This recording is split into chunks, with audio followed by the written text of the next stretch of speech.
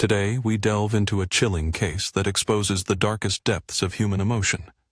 Crimes fueled by passion, jealousy, and hatred often unfold with ruthless brutality. These violent acts frequently culminate in the ultimate betrayal, taking a life. Such offenses, driven by personal motives, leave victims with little chance of escape. Contrary to common belief, these brutal acts are not exclusive to men.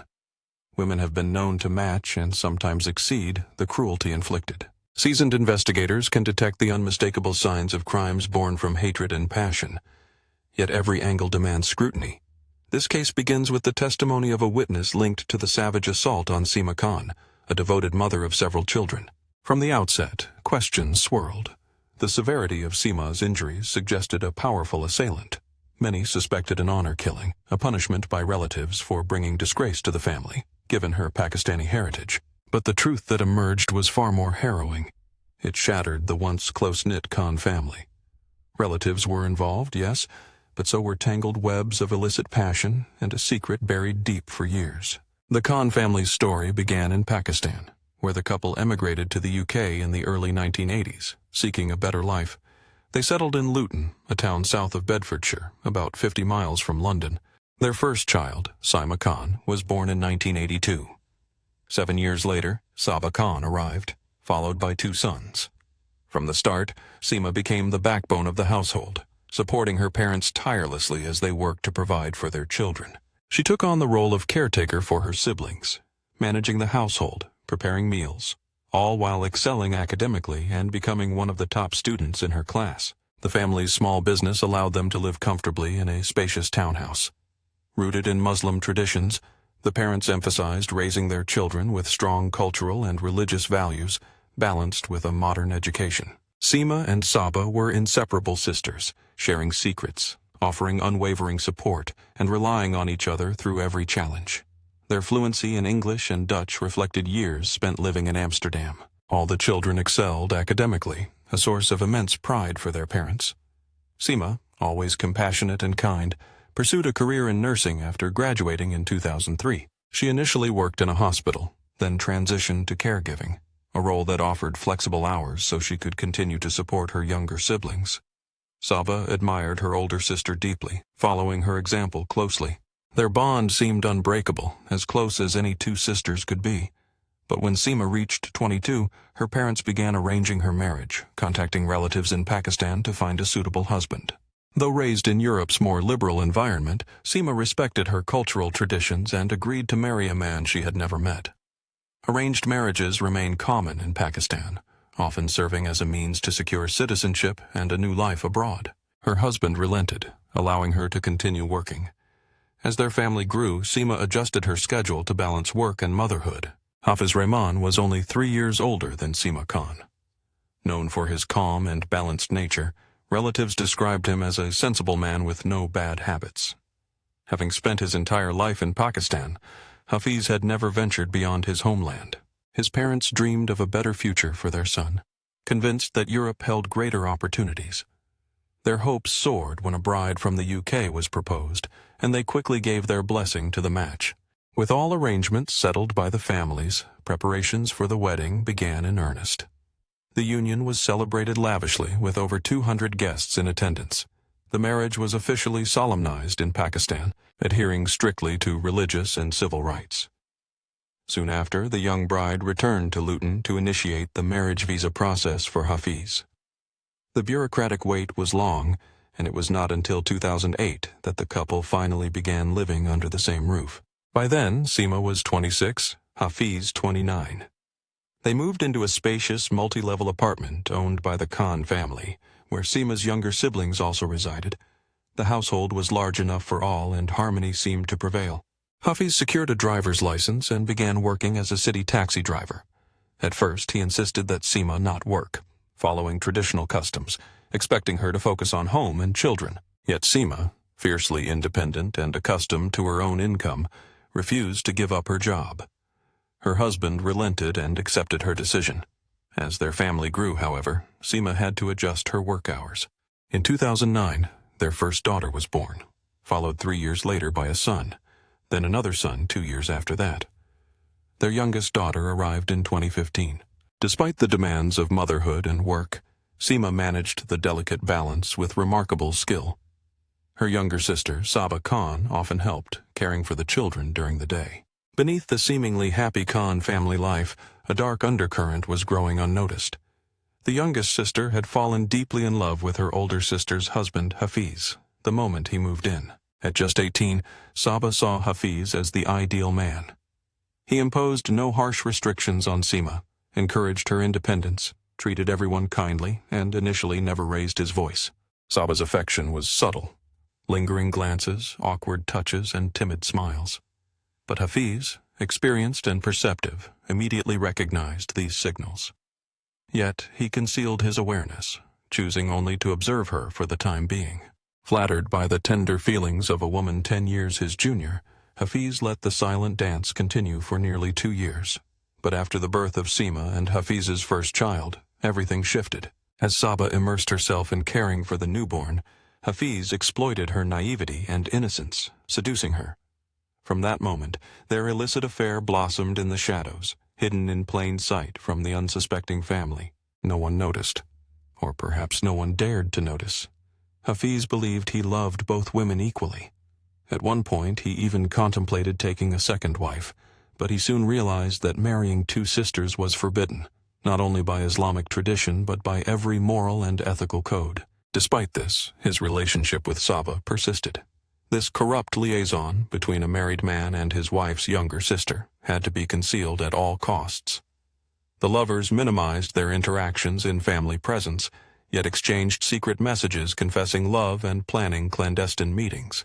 These secret rendezvous often took place in the backseat of Hafiz's taxi or in the marital bedroom when the house was empty. Hafiz rearranged his schedule to steal moments with Saba, always careful to avoid suspicion.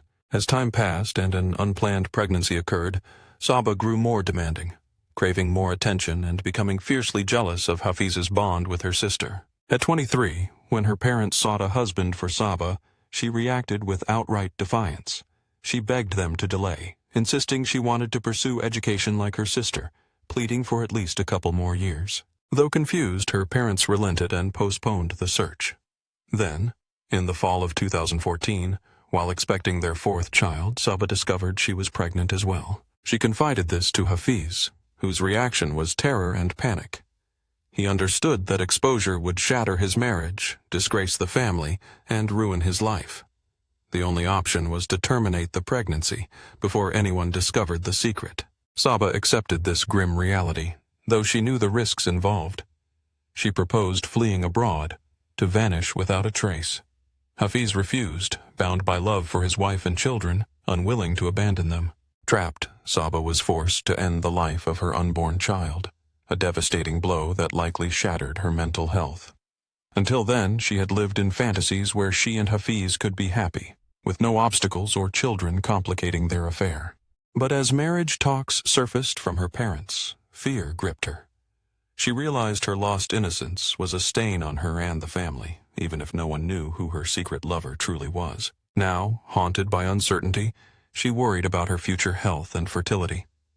These dark thoughts consumed her, stealing sleep and peace, turning her bitter and irritable. To make matters worse, Hafiz began to distance himself after the termination. Fearful of a repeat, he grew cautious, seemingly resolved to end the affair. By then, they had 4 children, and he focused on his wife and family, as if trying to atone. Saba found herself almost unable to face Hafiz directly, as he was often at work or home with his family.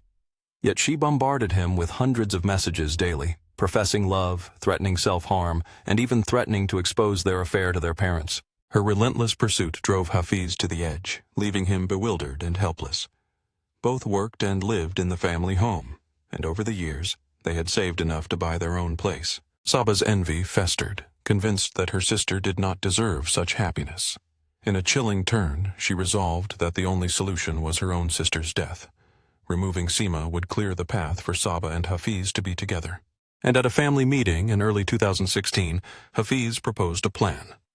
With Saba soon to marry, and younger brothers beginning to seek brides, he argued it was time for his family, himself, his wife, and 4 children, to move into their own home.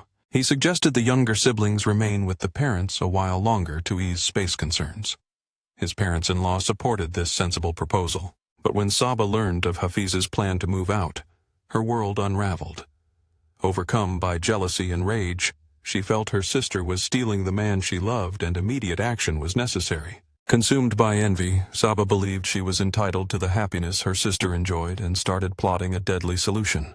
Her chilling conclusion was that only Sima's death could remove the obstacle between her and Hafiz. She reasoned that as a widower, Hafiz might remarry, even to her. In the months that followed, Saba scoured the internet daily, searching for ways to end a life discreetly, making it appear accidental and undetectable. With Sima in good health, no allergies and no medications, Saba's options were limited.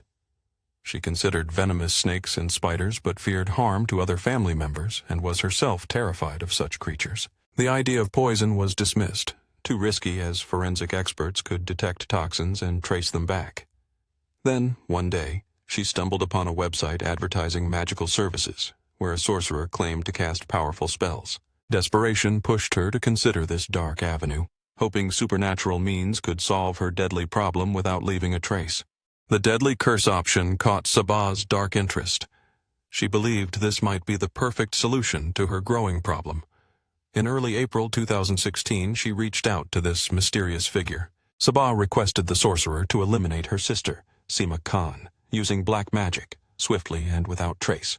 She sent photos and personal items, believing these were vital components for the deadly ritual. She transferred $7,000, money painstakingly saved over years, to the account provided. But the ritual failed. Sima remained in good health, and she and her husband, Hafiz Rahman, were preparing to move into a new home. Saba's hope began to crumble. She attempted to contact the sorcerer again, only to be met with silence, the money taken, and the promised dark magic never delivered. Meanwhile, the family was under pressure to find a groom for their younger daughter. Time was running out, and desperation grew. Saba even considered hiring a hitman. But with all her savings gone and fear gripping her, she lacked both the funds and courage to take that risk. With her plans unraveling, Saba resolved to act herself.